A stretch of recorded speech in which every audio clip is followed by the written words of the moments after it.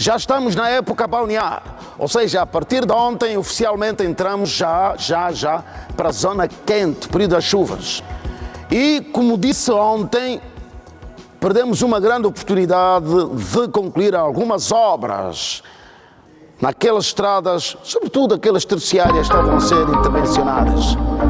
Bom, ainda vamos a tempo, porque as chuvas não começaram a cair. Vamos esperar que este ano não sejam tão agressivas, nessa última parte de 2023, não sejam tão fortes e agressivas como aconteceu no início do ano, porque precisamos de estradas, precisamos de vias de circulação, de ligação nos mais diversos pontos do nosso país e principalmente na cidade capital. Agora, deixa-me dizer que a partir de amanhã, e nós vamos ter esta informação daqui a pouco, vamos ter contacto a partir do Kazenga para esta confirmação. Vamos ter uma avenida, uma rua, na verdade, que vai ser intervencionada a partir de amanhã e vão ser 20 dias. 20 dias, não é? Essa estrada vai estar interditada durante 20 dias no Kazenga. Para daqui a pouco esta informação e vamos também olhar para o trânsito daqui a pouco. Mas antes disso, vamos às notas de referência da edição de hoje. Jovem de 19 anos na província de Malange terá assassinado um amigo por causa de um prato de comida. Um outro jovem de 19 anos, mas isso já no Kwanza Norte, é acusado de abusar sexualmente a sua prima. Aqui os factos fazem eco. Roda!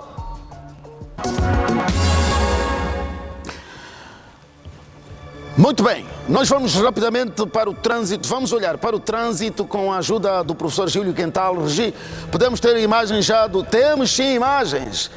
Os agradecimentos ao CISPO, Centro Integrado de Segurança Pública, que nos cede estas imagens. E vem aí imagens das bombas dos mirantes. Boa tarde, professor. Boa tarde, Mário Santos. Uma belíssima imagem que contrasta com o comportamento dos condutores, Mário. Portanto, esta belíssima imagem contrasta com o comportamento. Estabelece a norma, certo, Mário, que em presença de marcas... Professor, viu o motociclista? Correto. Meu Deus. Aquele malabarista. Estabelece a norma que, na presença de marcas que delimitam o atravessamento de peões ou local, certo, devem os condutores reduzir a velocidade e depois parar sempre que constatem que existam peões que manifestam a intenção de atravessar. Digo mais, o Código de Estrada estabelece, Mário, que antes, isto é, 25 a 50 metros antes desta marca, deve ser colocado o sinal de aproximação de de uma passagem para peões e no local exato é que encontramos o sinal de informação que indica a existência do local. Todavia, os condutores têm este comportamento animalesco, Mário, não cedendo passagem aos peões, Mário. Das duas, uma, ou não sabem, não conhecem os sinais, ou então, quando eles chegam aqui, apercebem-se que há linhas na estrada, no asfalto, já não sabem como parar. Mário, porque ele deve conhecer os sinais. Correto. Que foi referência há bocadinho, não é, professor? Acredito, mas acredito. Olha, do outro lado, um comportamento exemplar. Salva de palmas para os utentes da via, os motoristas que pararam. Corretíssimo. Salva de palmas, Regi. Aqui também pararam. Repare, este condutor ligou os intermitentes. É obrigatório? Não, não é obrigatório.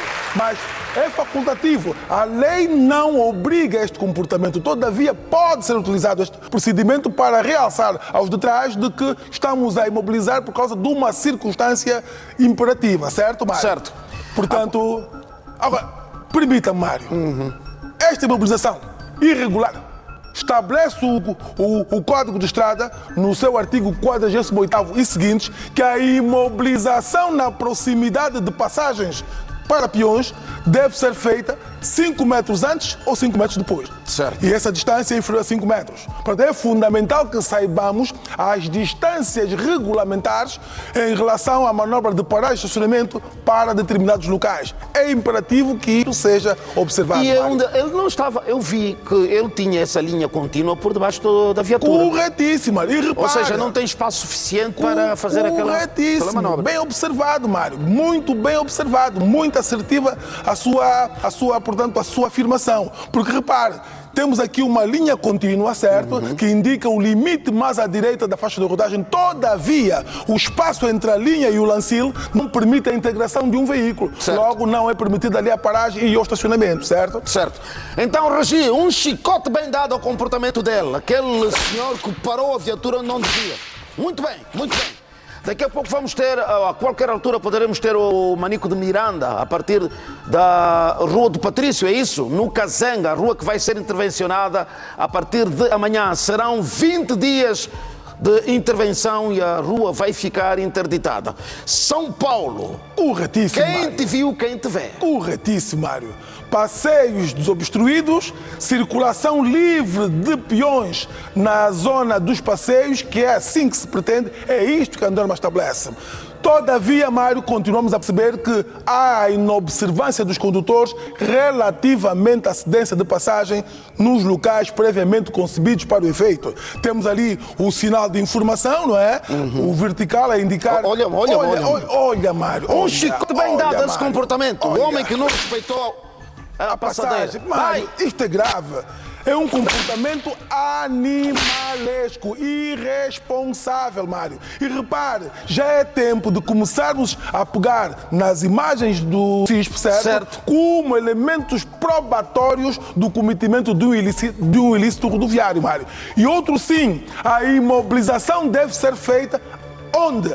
Antes desta linha. A linha transversal contínua é uma linha de paragem obrigatória, certo? Certo. Que indica o local até onde a paragem deve ser efetuada em razão da presença de peões que manifestem a intenção de atravessar.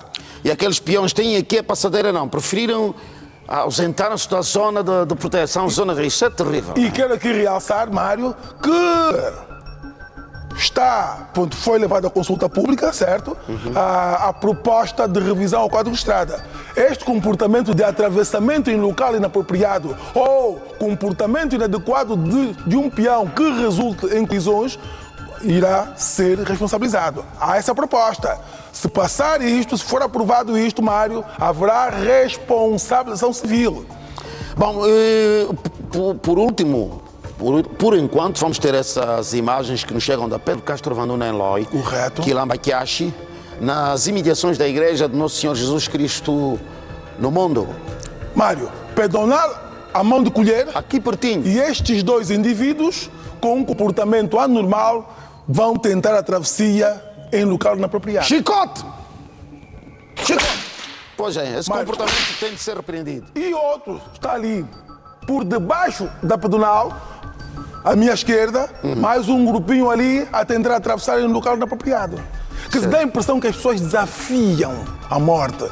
E depois querem culpar o tio lá de Benguela, lá do Unzeto, que não é feitiço, não é azar. Quer dizer, é colocar-se a jeito para que faça parte das estatísticas. Porque está pedonal mesmo por de cima deles, Mário, e eles estão ali há mais de 5 minutos a tentar atravessar. Comportamentos irresponsáveis. Muito bem.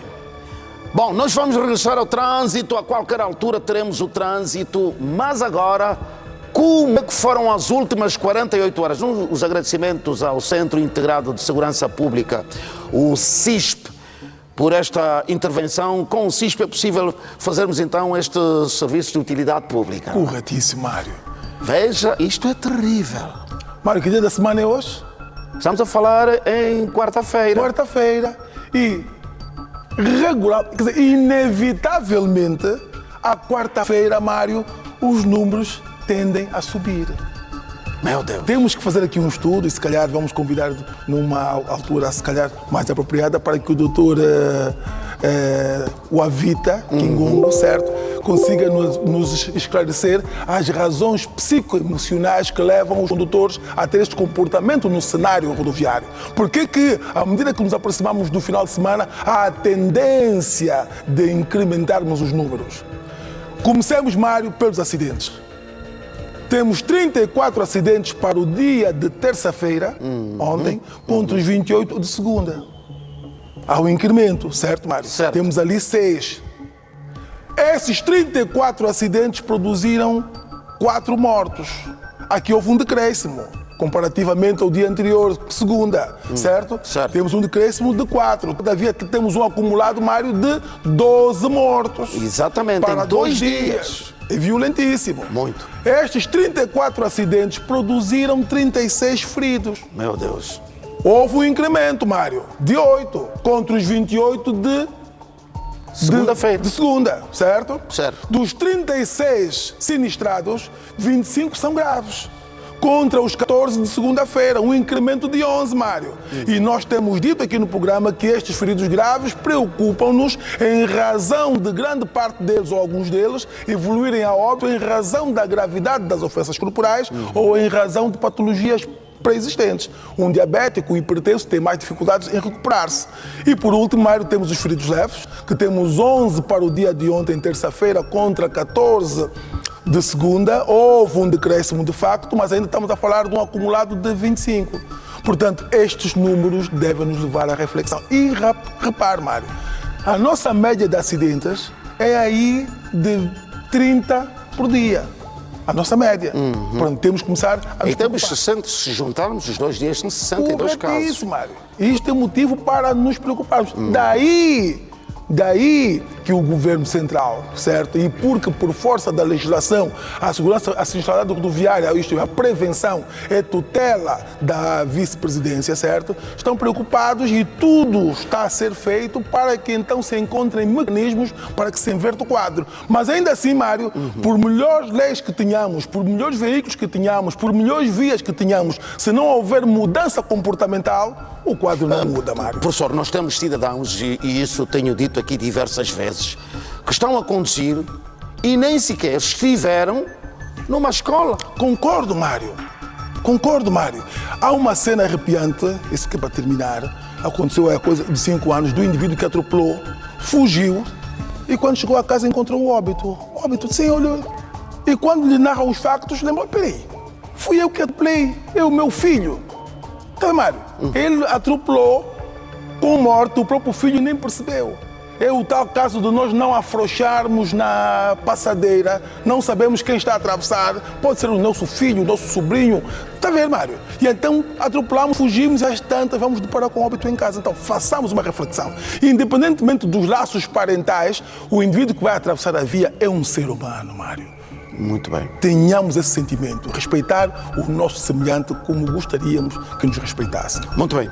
Professor, muito obrigado. Vamos regressar um bocadinho mais para frente. Vamos olhar para o trânsito quando o professor regressar. Agora, Regi, vamos contar-vos o que está a acontecer na centralidade, no complexo habitacional 500 casas na cidade do Cuito, província do Bié.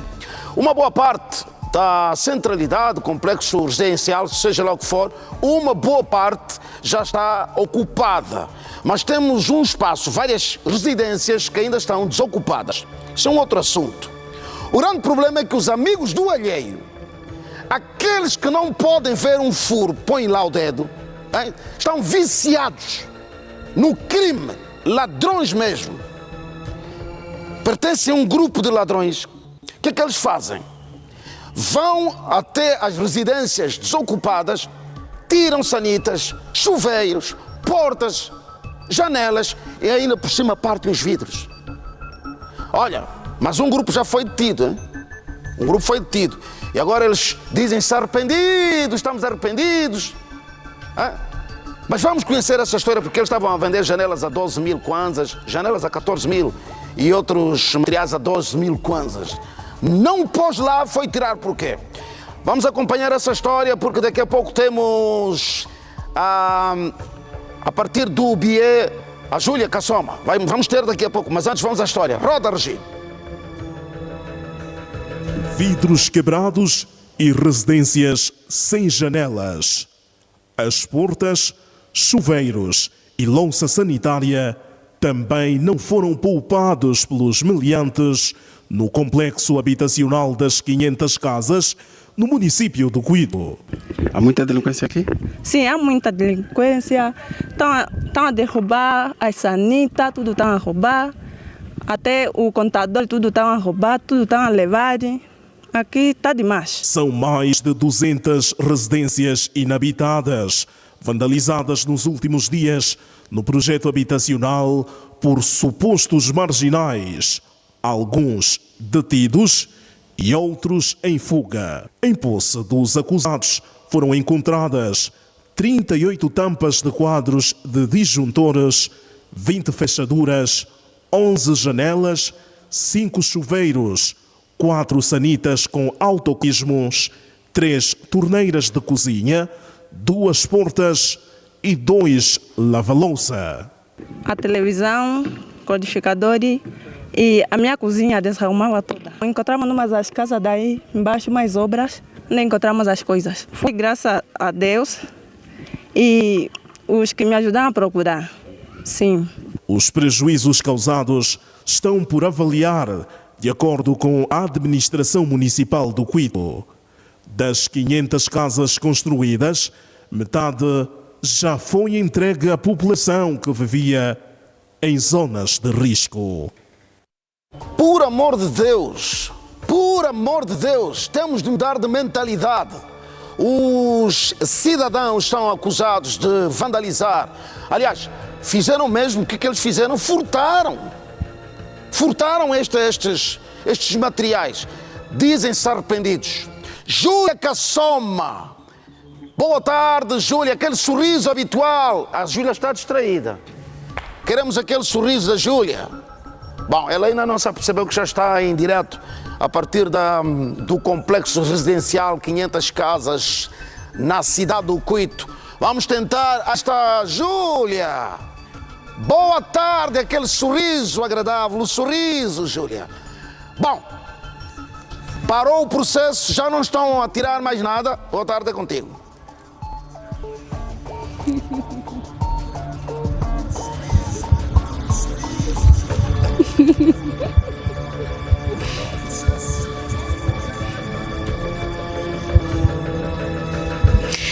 Boa tarde, Mário Santos. Por hoje já nada foi tirado, entretanto é uma situação lamentável. Afinal, este projeto habitacional de 500 casas foi construído para o benefício da população. São cerca de 200 casas que já foram entregues, todas a cidadãos que viviam em zonas de risco. Em abril, a TPA aqui no BIE acompanhou milimetricamente este processo. Foram tirados dos vários bairros que tinham ravina, cujas casas estavam em autêntico risco, esses cidadãos vieram aqui habitar, e é de facto lamentável que outros cidadãos, como o Mário diz, amigos do alheio, estejam a vandalizar este projeto. Afinal, sabemos que a nível da província do BIE, muitos são os que vivem ainda em zonas de risco e que certamente precisarão beneficiar deste investimento que o Estado fez. São janelas, são portas sem maçanetas, são louças sanitárias destruídas e, claro, a vida dos cidadãos que aqui residem também colocada em risco. Cidadãos que saíram de uma zona de risco e que vieram para cá à procura de alguma segurança e também de comunidade, começam a sentir-se ameaçados com essas ações. Comigo está o superintendente-chefe António Osso, que é o porta-voz da Polícia Nacional do Comando Provincial do BIE, com quem vou à conversa. Foram detidos já alguns meliantes. Quantos são e quantos se aguarda por deter? Ok, muito obrigado. Para dizer que a polícia a nível da província do BIE, concretamente na cidade do Quito, tem estado a desenvolver várias ações operativas de combate à criminalidade e destas ações resultou na detenção de 3 indivíduos implicados na vandalização de algumas residências aqui no projeto habitacional denominado 500 casas. Esses indivíduos, uns deles foram apanhados em flagrante a retirarem algum material de uma das residências que neste momento ainda não estão a ser habitadas, porquanto elas ainda obedecem a alguns critérios junto dos órgãos competentes do governo. De dizer que neste período foram detidos os 3 elementos e destes também houve a recuperação de cerca de 4 sanitas, 20 fechaduras, 38 tampas de disjuntores elétricos, 4 lavatórios de casas de banho, 2 lava-louças de cozinha, 2 portas, 5 chuveiros e 11 janelas.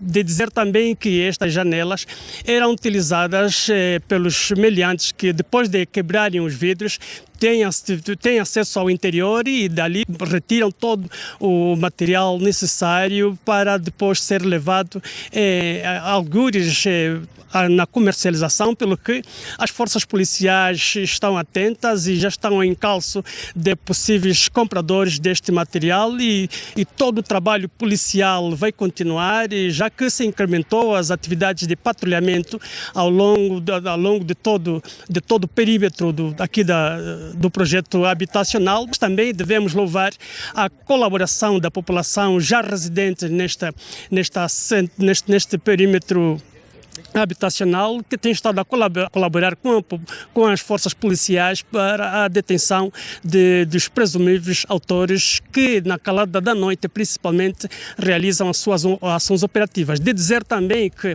além desses 13, as forças policiais afetas ao Comando Municipal do Cuito, destacados aqui no posto policial do Caluco, onde se encontra este projeto habitacional das 500 casas, já havia detido outros 3 elementos que já foram encaminhados ao Ministério Público e já responde pelos atos cometidos. Okay. Muito obrigada, Superintendente-Chefe António Ossi, que é porta-voz da Polícia Nacional a nível do Comando Provincial do BIE, e aqui as declarações em torno do trabalho que está a ser feito para a identificação dos presumíveis autores deste crime de vandalização das residências deste projeto habitacional que foi construído com fundo do Estado e que visa beneficiar cidadãos que residem em zonas de risco. Esta incidência certamente nós vamos continuar a acompanhar até que os responsáveis por estas ações sejam todos detidos e também responsabilizados, para que sirva de exemplo para que ninguém mais cogite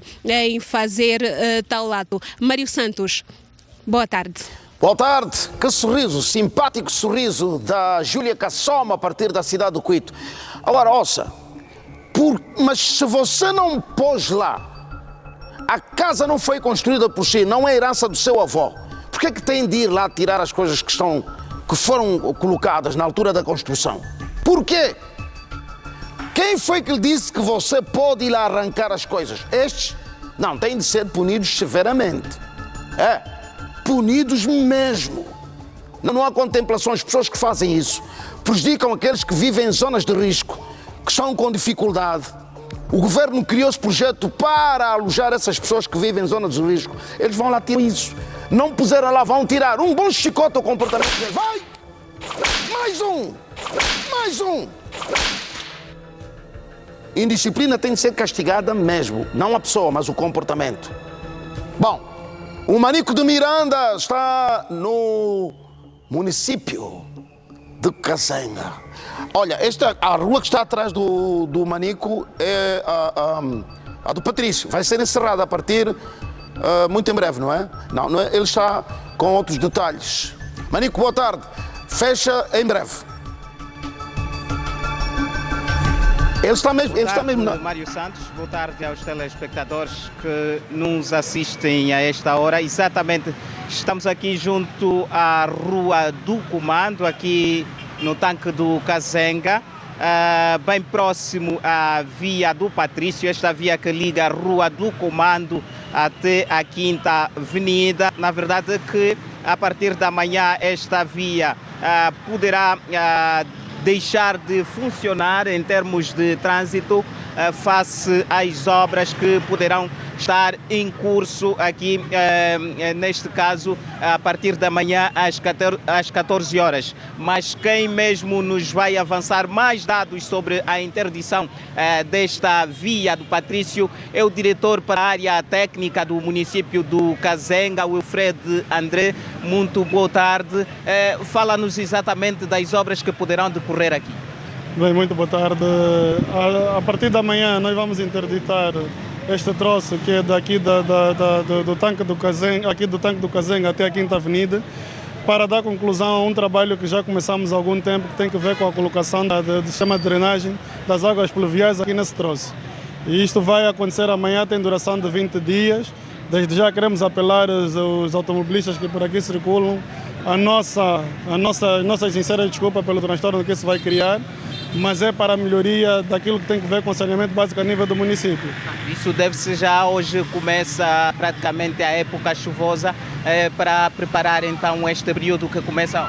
Com certeza, isso está dentro daquilo que é o programa de mitigação aos efeitos negativos da chuva a nível do município. E este é um ponto que, quando chove, preocupa muito a administração municipal do Kazenga. Então, nesta altura, estamos a concluir um trabalho que já começamos, como já havia dito, para não termos mais preocupação nesse ponto. Qual será a alternativa para os automobilistas e peões que poderão circular aqui a partir da manhã? Bem, nós temos 2 escapatórias para quem vai circular aqui neste troço. Quem vem daqui da Quinta Avenida vai entrar por trás e sair pela Escola do Paiva. E quem vem da Via dos Comandos vai entrar aqui na direção da bomba de combustível e vai pegar novamente esta rua e continuar até a Quinta Avenida. E quanto tempo vão durar essas horas? A previsão desse trabalho é de 20 dias. 20 dias. Obrigado. Obrigado. Palavras do diretor técnico do município do Kazenga, Wilfred André, e a interdição então desta via de Patrício. Estamos a falar de uma via que liga a rua direita dos Comandos para a Quinta Avenida, no caso a rua junto ao Comando Municipal do Kazenga, aqui na zona do IFA. Mário Santos, ficou o essencial e nós vamos continuar aqui para trazermos mais dados nos próximos serviços de informação da televisão pública de Angola. Samuel Costa e Manância David, eu sou o Manico de Miranda. Boa tarde. Boa tarde, Manico. Sei que amanhã vamos ter outros detalhes, desenvolvimentos relativamente às obras e já poderemos ter uma matéria mais circunstanciada do trabalho que está a ser feito, certo? Um abraço, companheiro. Ele vai ouvir-me daqui a pouco por causa do delay. O delay leva um tempo até ele perceber que já está a falar ou já está a ouvir. Muito bem. Agora, não sei se está recordado que nós mostramos aqui no programa, na cidade do Luena, província do Mochico, bairro Zorro, foi achada na via pública um recém-nascido, na verdade. Foi achado um recém-nascido. 3.500. Ou seja, 3,5 kg. Eu havia de falar 3.000 gramas, também funciona, mas são 3,5 kg, para perceber. Bebê com peso. Que mãe é essa que abandona um bebê, esforçou-se para trazer um menino ao mundo e abandona? Mãe, você sabe quem é? O seu filho todas as noites clama por si, chora. Você sabe quem é? Você já ouviu, já viu na televisão? Você sabe quem é? E insiste, não quer ir buscar o filho. Ouça, quando precisar de ter um bebê a sério não, quando você decidir em ter um bebê, depois vai ver o que vai acontecer. Mas a Celita da Conceição está, nesta altura, na maternidade do Hospital Provincial, na cidade do Luena.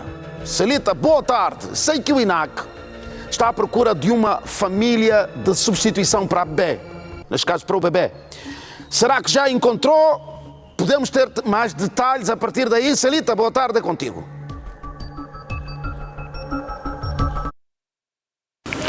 Saudações, Mário Santos. O bebê recém-nascido, abandonado pela mãe, continua aqui na maternidade provincial, mas já sob responsabilidade da Direção da Ação Social e o INAC, que tudo estão a fazer para poder encontrar uma família capaz de receber este recém-nascido. Segundo informações do SIC, até agora não há sinais nenhum do paradeiro da progenitora desta criança. Vamos a uma breve conversa com o responsável do INAC a nível da província do Mochico. Quantos dias mais o bebê vai permanecer aqui na maternidade? Dizer que o Serviço Provincial do Instituto Nacional da Criança, INAC, no Mochico, com muita tristeza tomou conhecimento do abandono de um menor do sexo masculino encontrado na via pública sem qualquer proteção. Após tomarmos o conhecimento deste incidente, entretanto, criamos uma comissão multissetorial onde integram o INAC, a Direção Municipal e Provincial de Ação Social e a Maternidade Provincial do Mochico, incluindo também aqui o SIC, na qual tivemos um encontro de concertação, portanto, das nossas intervenções, na qual concluímos então na identificação de uma família substituta para poder então ter a guarda desta criança enquanto mecanismos legais estão sendo desenvolvidos, diligências estão sendo feitas pelo SIC para então poder então localizar a mãe e assim responsabilizá-la criminalmente pelo ato praticado. Portanto, começamos na sexta-feira a fazer um trabalho de identificação daquela família que de facto vai garantir a melhor proteção, observando aqui ao interesse superior da criança. Como sabem, esta criança já não deve permanecer aqui muito tempo, porque precisa-se também aqui do afeto humano, portanto, começar a ganhar já esta afetividade, este amor, este carinho, para que na verdade então a criança cresça num ambiente familiar saudável. Há muitas famílias a quererem ficar com o bebê e quais os requisitos ou os termos que as condições que estas famílias têm que ter?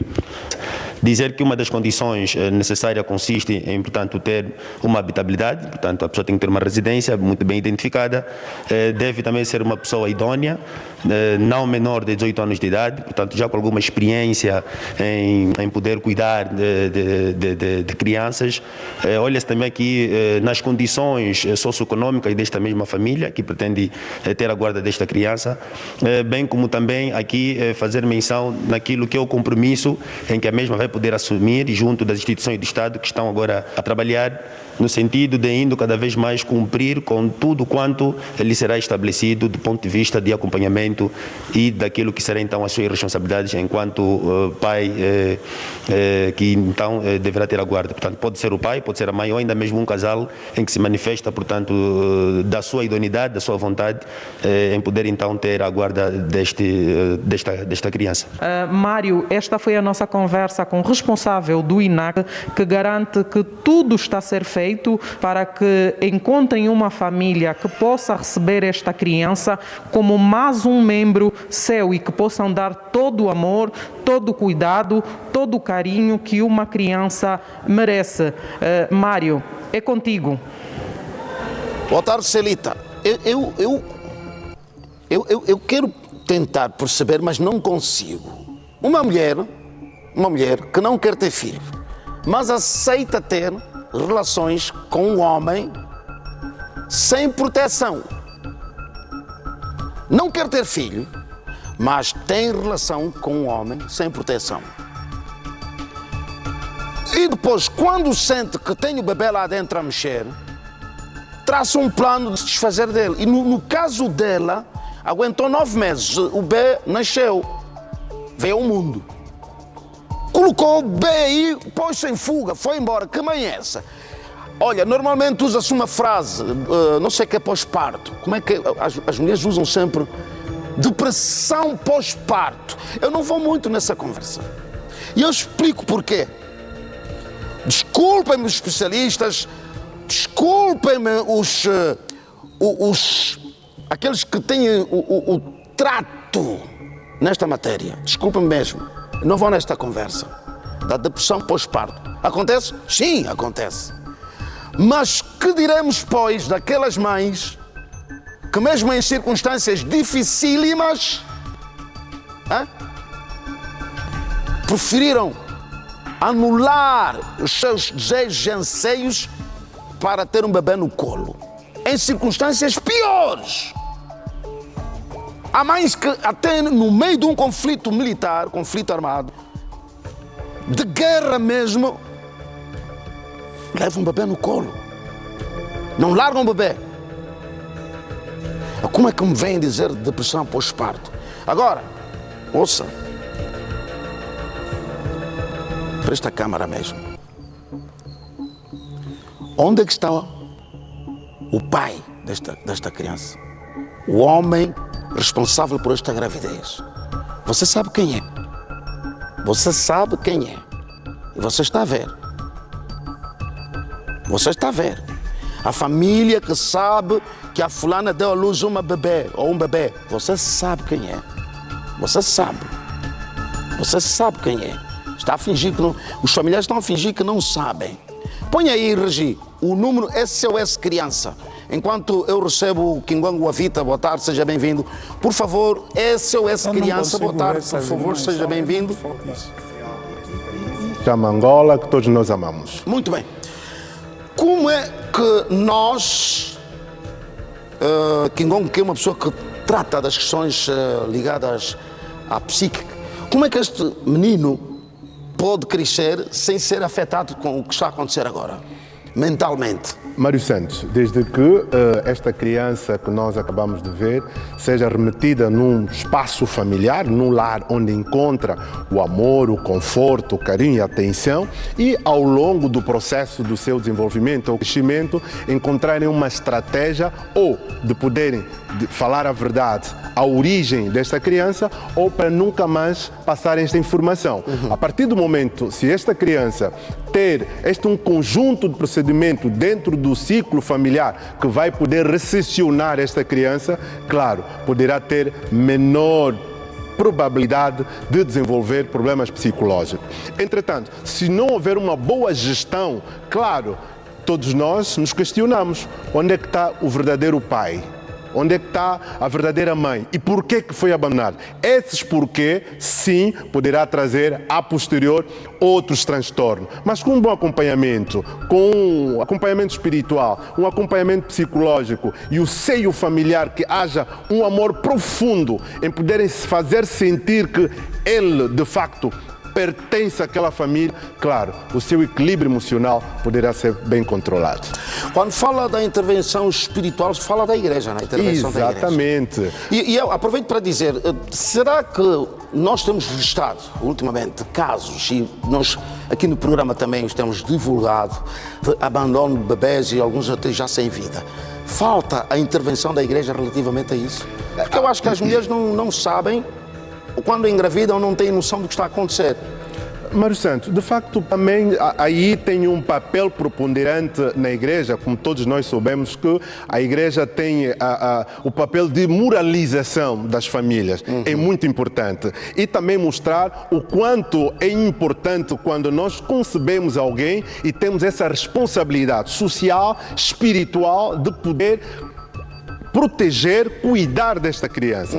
Por outro lado, também é aquilo que nós dissemos sempre, nós da área mental ou de saúde mental, é importante que a mulher no período da gestação, independentemente do quadro familiar, se é casada, não é casada, se foi rejeitada, não foi rejeitada, esta mulher, a visão da gestação deve ser partilhada na componente saúde mental, porque nós temos consciência de que a gestação traz consigo N situações e muitas vezes a rejeição do próprio pai. Para este caso, nós estamos a condenar sim a mulher e que nós repudiamos categoricamente este comportamento. Mas o outro lado da pessoa responsável que levou esta mulher ao estado da gestação. Onde é que está esta pessoa?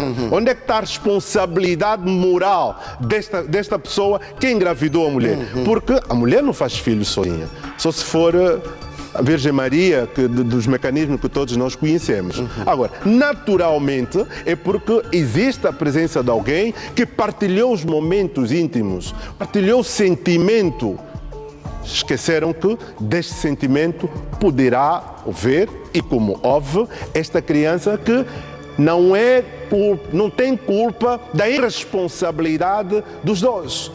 Entretanto, é uma pessoa que veio naquele meio da irresponsabilidade que carece de um acompanhamento e a presença de todos. E agora, também aqui nós dissemos, abandonar uma criança, eu acho que não é um comportamento digno. Não vamos aqui justificar do ponto de vista psicológico, porque teve uma depressão pós-parto, que também é verdade, mas hoje temos muitos mecanismos de poder entregar esta criança, de poder oferecer às pessoas que necessitam de ter uma criança para que possam acompanhar. Portanto, nós repudiamos categoricamente este comportamento que, se quisermos construir um país saudável, nós temos que olhar para a nossa saúde mental. Muito bem. Muito obrigado, e é por isso que os psicólogos são importantes, sobretudo a psicologia social, são mesmo necessários e importantes. Obrigado. Muito bem, muito obrigado. Kingongo Avita, ele que é psicólogo e especialista em psicologia social. O número do INAC, o número do SOS Criança 15015. Sabe por que eu quero o número? Quero que o amigo registre esse número, é tão simples quanto isso. Você que conhece, é vizinho, conhece, sabe que há alguém no bairro em que vive. Você sabe, há uma mulher que esteve grávida, já não está. Ligue para este número. Se você vive no Luena, atenção, você não vai ser denunciado. Mas você pega no número e diz, olha, eu conheço uma senhora que vive aqui na casa tal, que estava grávida e não vejo com bebê. Ligue para este número 15015. A sua chamada não vai ser denunciada. Atenção, pode ligar à vontade, ninguém vai saber o que é você que fez. Certo? Muito bem, muito obrigado, Regi, muito obrigado mesmo. Agora, há bocadinho o Kingongo Avita falou dos rapazes que continuam a revelar-se não só irresponsáveis, mas não são todos, com um comportamento de imaturidade ao mais alto nível. Ou seja, perderam a noção do certo. Rapazes, homens, meu Deus do céu, veja o que aconteceu no Kwanza Norte, da Latam. Ele tem 19 anos, já é adulto. 19 anos, eu já estava na tropa. Já estava a defender a nação. 19 anos. Eu já estava à frente de um pelotão. Como é que com 19 anos o rapaz, o cidadão tem este comportamento? Veja só essa história, que eu já regresso. Roda, Regi.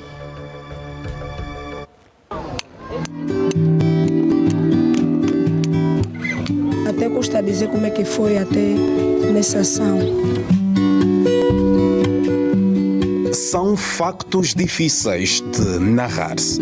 Ele nunca mostrou esse tipo de comportamentos.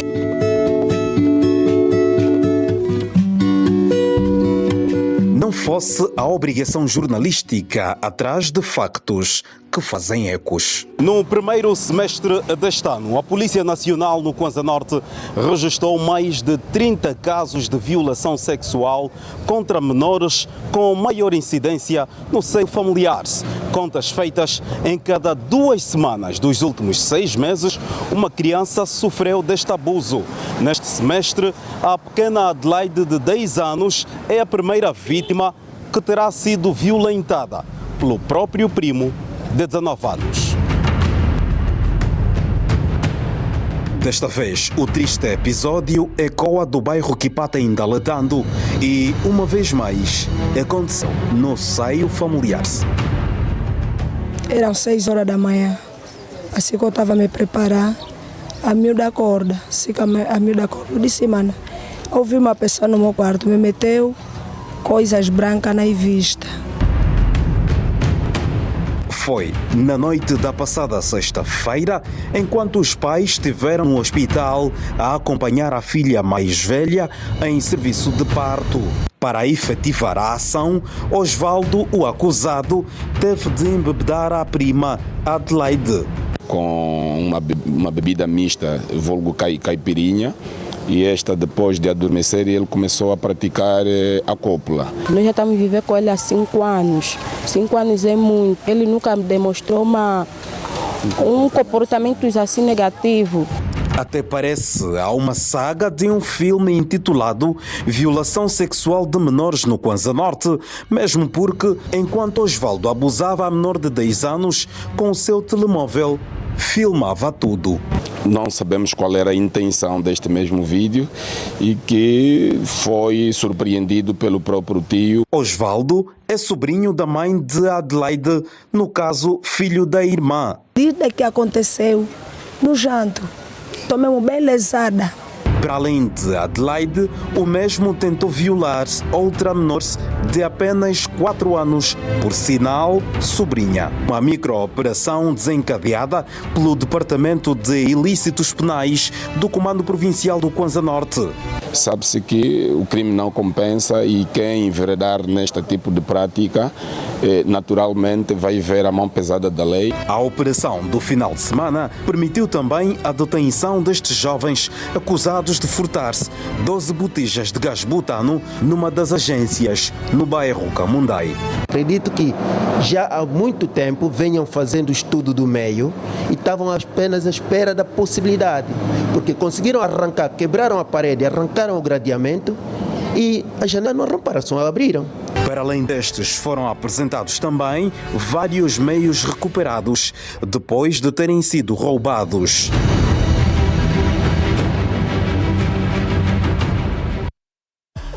Por amor de Deus. Depois a Regi vai ajudar-nos a pôr aí o rosto do Osvaldo. 19 anos. Ele... veja o que é que aconteceu. Ele utilizou uma bebida, um entorpecente, fez uma mistura qualquer, a chamada caipirinha do azar, com capaçarinha, etc. Começa por drogar uma menina de 10 anos para depois abusá-la sexualmente. Membro da mesma família. Membro da mesma família. Mário Santos, mais uma vez, faço aqui referência do professor Júlio Quental quando retrata comportamento animalesco. Portanto, são os animais que têm esta tendência de praticar estes atos. Do ponto de vista psicológico, nós estamos perante um incesto e uma pedofilia. E ele pode ser, porque... já que está a falar da questão psicológica, que é a área da atuação, poderemos estar em presença de um predador já? Um predador sexual? Obviamente, pelas características e a forma como ele trabalha, é uma tendência. E nós temos que depois verificar outros pontos se de facto não tem um histórico, que para nós é extremamente importante. Portanto, nós estamos perante um incesto por ser membro da mesma família.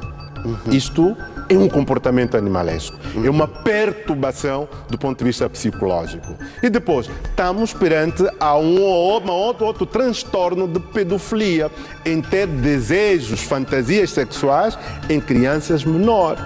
Entretanto, 10, 4 anos. Exatamente. Este comportamento, do ponto de vista psicossocial, é um comportamento repudiante. Nós repudiamos, a nível das famílias, termos indivíduos com esse tipo de pensamento, com esse tipo de tendência. Portanto, por outro lado, a menina de 10 anos, supostamente sobrinha ou prima, que nós, os africanos, não existe prima, é irmã.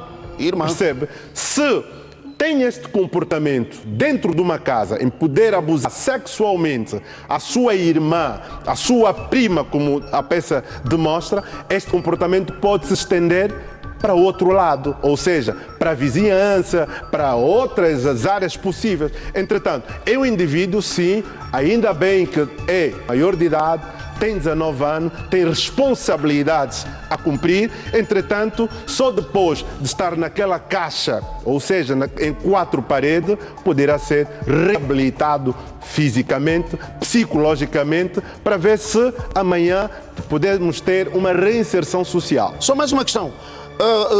É possível que estas pessoas, que, no caso dele, por exemplo, do Osvaldo, pessoas que se envolvem sexualmente com menores, mas usando a força ou usando práticas como a do Osvaldo, provavelmente são pessoas muito tímidas que não conseguem ter o contacto com raparigas da mesma faixa etária? Isso depende, isso é muito relativo, porque cada um tem a sua fantasia sexual na cabeça. Certo. Porque este Osvaldo pode ter um relacionamento normal com uma senhora, rapariga da mesma idade, mas se criar esta fantasia sexual e na componente de distúrbio psicoemocional, na vertente da pedofilia, claro, poderá sim traduzir a mesma prática dentro da família.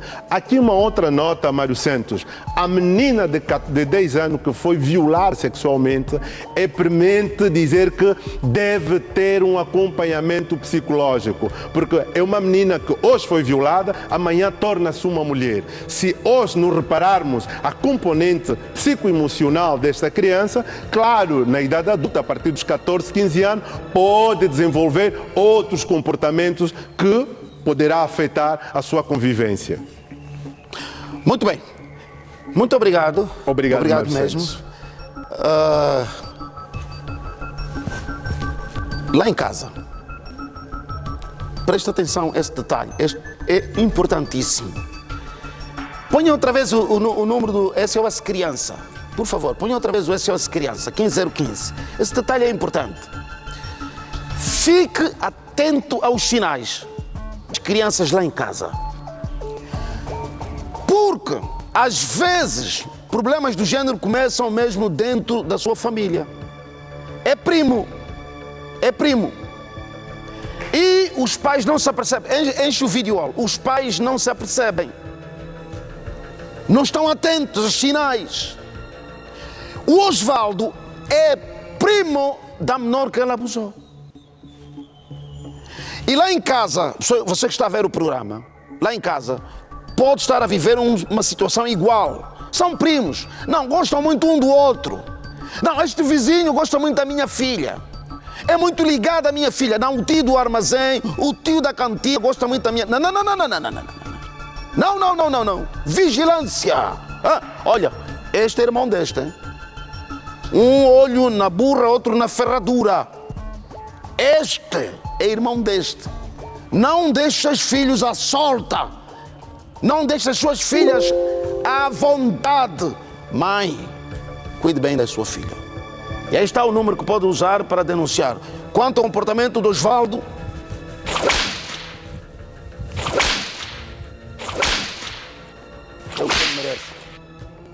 muito bem. Você se recorda da Gusmara, a menina que nós falamos deste assunto ontem, que vive no Sequel, por acaso.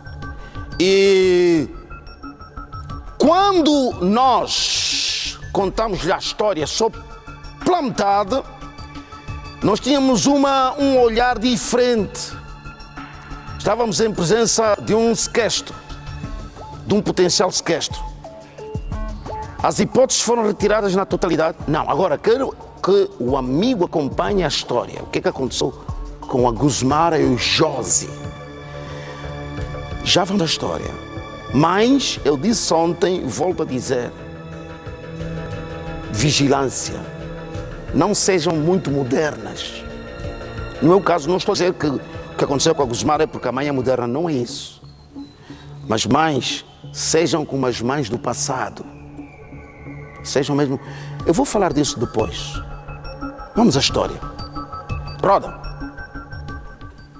Isaura Cacinda, de 14 anos de idade, e Jorge Bazacala, de 16, se conheceram em 2021, quando Jorge foi morar no Sequel, em Luanda, depois da morte dos pais, com os quais vivia na província de Cunene. Ambos constituíram uma amizade fraterna e contam que confiavam um ao outro. Só que o rapaz começou a enveredar por práticas desviantes e, por medo de represárias por parte da família, decidiu planificar uma viagem para o Cunene e convidou a amiga. Isaura diz que se interessou pela viagem, até porque estava ávida de conhecer o país vizinho, só que foi surpreendida pelo amigo e estava inconsciente. Já Jorge diz que a sua companheira está a se contradizer, porque durante o trajeto de Luanda para o Cunene, ela entrava em comunicação com os pais e nada de anormal se registrou. Nega ter sequestrado a menina e diz tratar-se apenas de uma fuga que ambos planificaram e que no final não veio a dar certo. O porta-voz do Minite no Cunene, superintendente-chefe Piedade Pombal, diz tratar-se de uma brincadeira de dois amigos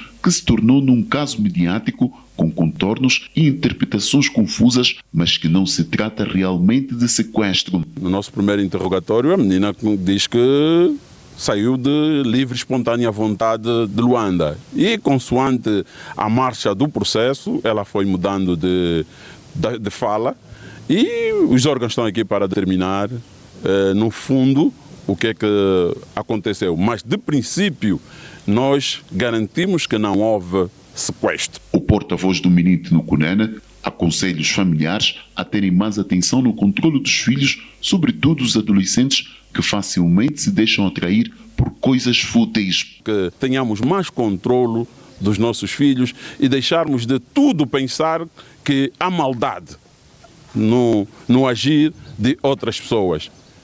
Garantir que, desta forma, não teremos casos desse género, dizer que é sequestro, é ameaça e outras coisas que têm acontecido ou temos ouvido acontecer na nossa sociedade. Órgãos do Mininte no Cunene encontram adolescentes envolvidos no suposto caso de sequestro posto a circular nas redes sociais e publicado no programa Ecos e Factos da TPA. Olha, percebeu bem tudo, não é? Então, deixa-me dizer algo importante. Nós já vamos para o intervalo e quando regressarmos do intervalo vamos, com a ajuda do professor Pedro Castro Maria, olhar para este assunto. Ouça, presta atenção. Não seja uma mãe muito moderna. O que aconteceu com a Guzmara nos leva à reflexão e nos ajuda a pensar melhor. Porque você conhece a sua filha, mas conhece os amigos dela, conhece a capacidade de influência que eles têm, as artimanhas, os truques, vocês conhecem. Não, ouça, não seja muito moderna, mãe. Vá ver o telemóvel da sua filha, veja as coisas dela, se ainda não tem idade, ainda não casou, não saiu de casa. Se não casou, tem 30 anos, vive debaixo do seu teto, é sua bebê. Não pode arrebitar, como dizia, cachimbo, né? Não, tem 30 anos, já não manda nada. Se ela está debaixo do seu teto, você é a mãe. É?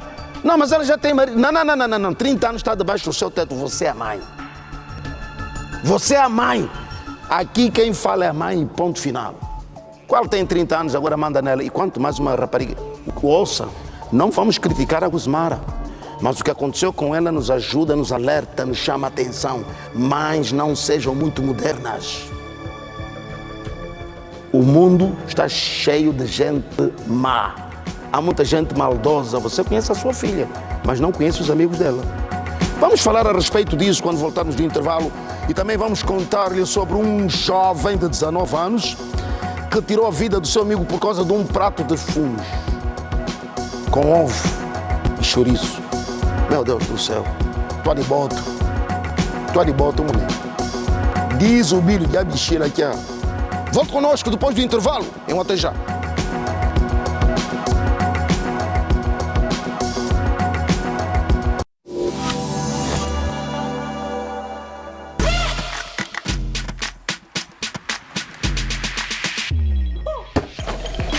Na cara, moleque.